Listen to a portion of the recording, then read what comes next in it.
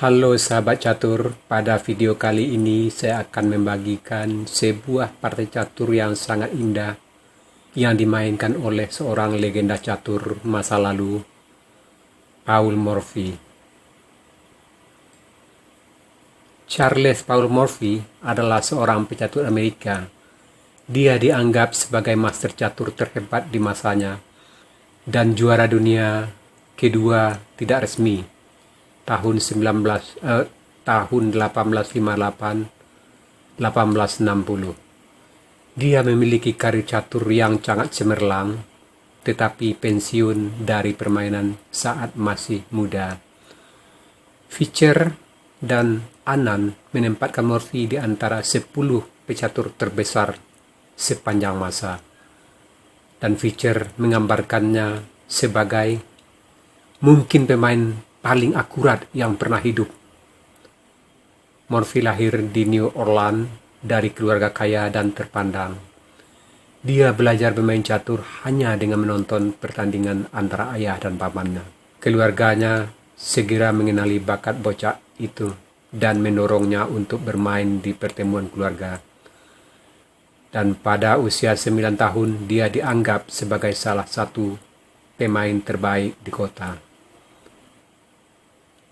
Pada usia 12 tahun, Morphy mengalahkan tuan rumah Hongaria, Johann Lowenthal dalam 3 pertandingan. Sekarang mari kita lihat partainya. Partai ini dimainkan tahun 1857, putih dipegang oleh Napoleon Marache dan hitam oleh Paul Morphy. Di sini Marache memulai dengan langkah bidak maju E4. Morphy membalas dengan E5, Marache kuda F3, Morphy kuda C6, putih gajah C4. Ini adalah pertahanan Italia. Hitam gajah C5. Ini adalah varian Guicho Piano. Di sini putih bidak maju B4. Ini adalah varian Gambit Evan yang sangat tajam. Di sini Morphy menerima korban bidak B4. Tujuan putih di sini tentu ingin memajukan bidak D4. Maka di sini putih bidak C3. Ini adalah tujuan dari varian Gambit Evan. Dia akan majukan bidak ke D4 yang sangat kuat untuk putih. Di sini Morphy gajah A5 sesuai rencana. Marache bidak D4. Di sini Morphy bidak pukul bidak. Marache bidak maju E5.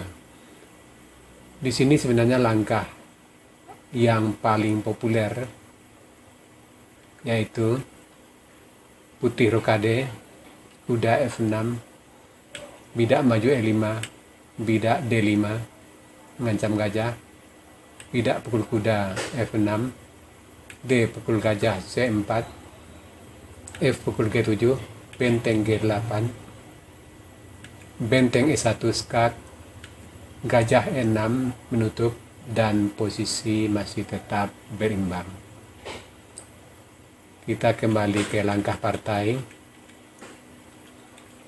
Di sini putih bidak maju E5, Morphy bidak D5 mengancam gajah, Marache makan potong ke D6. Di sini bidak bisa pukul, menteri bisa pukul bidak, tapi di sini Morphy memilih memukul pakai menteri ke D6. Dan sekarang putih baru rokade. Morphy kuda GE7 juga persiapan rokade. Di sini Marache kuda G5 langsung menekan bidak di F7. Morphy rokade pendek. Marache gajah D3 mengalihkan serangan terhadap bidak di H7.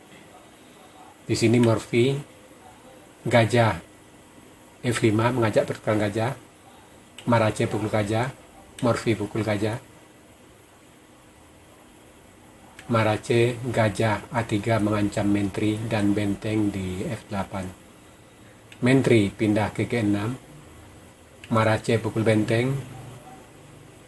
Menteri pukul kuda. Putih gajah kembali ke A3. Tujuannya tentu untuk pindah ke C1 menyerang Menteri.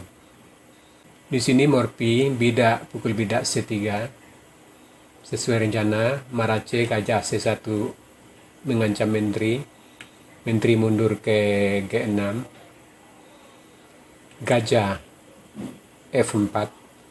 Tentu tujuannya nanti kalau ada ancaman terhadap bidak di G2, maka gajah bisa menutup ke G3. Di sini hitam benteng D8 mengancam Menteri.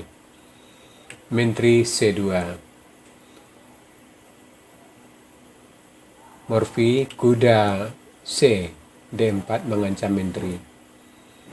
Di sini putih Menteri E4. Nah, sekarang bagaimana kalau putih memilih langkah lain? Misalkan benteng D1, rencana jelas bila kuda pukul Menteri, maka skakmat benteng pukul benteng ke D8. Dan di sini tentu kuda E3 mengancam Menteri dan benteng. Dan bila Menteri pukul Menteri, maka kuda skak, raja terpaksa H1, dan benteng pukul benteng D1, skak mat. Nah, sekarang bagaimana kalau seandainya Menteri yang ke D1? Maka di sini kuda H4 mengancam mat di G2, maka di sini terpaksa gajah G3, dan di sini hitam bidak maju C2 mengancam Menteri. Menteri terpaksa ke C1, kuda E2 skak men, raja lari, kuda pukul Menteri. Bila benteng pukul kuda, benteng D1, benteng pukul benteng, bidak pukul benteng, jadi Menteri skak mat. Nah, di sini bila Menteri D3, maka tentu kuda G3, Menteri mengancam Menteri. Bila Menteri pukul, maka kuda skak mat ke E2. Nah, sekarang seandainya Menteri A4, maka tentu hitam B5 mengancam Menteri. Bila Menteri pukul gajah, maka kuda skak, raja terpaksa lari, kuda pukul gajah mengancam mat di G2. Bila di sini benteng membantu ke G1, maka benteng D1. Di sini bila kuda pukul bidak mengancam benteng, maka Menteri pukul bidak skak mat. Di sini bila bidak yang maju G3, maka Menteri skak ke C6.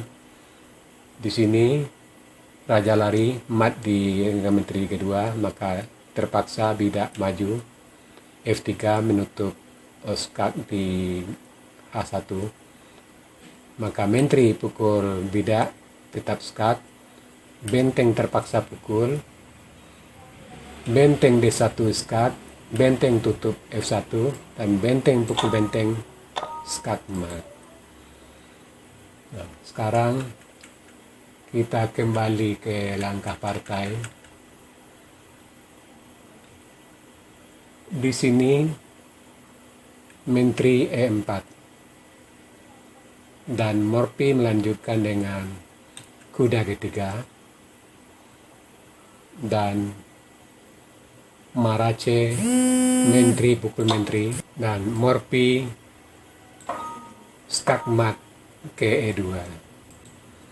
Nah, sahabat catur, itu tadi sebuah partai catur yang benar-benar sangat indah dari legenda catur masa lalu, Paul Morphy. Sekarang kita masuk sesi puzzle. Tema puzzle kita kali ini pas pawn atau bidak bebas. Silakan Anda cari langkah terbaik putih di sini dan berikan jawaban Anda di kolom komentar. Untuk jawaban yang benar, saya akan mengepirnya agar sahabat-sahabat catur lain juga akan mengetahuinya. Oke sahabat catur, sampai di sini dulu video saya kali ini. Terima kasih buat Anda yang sudah menonton. Sampai jumpa.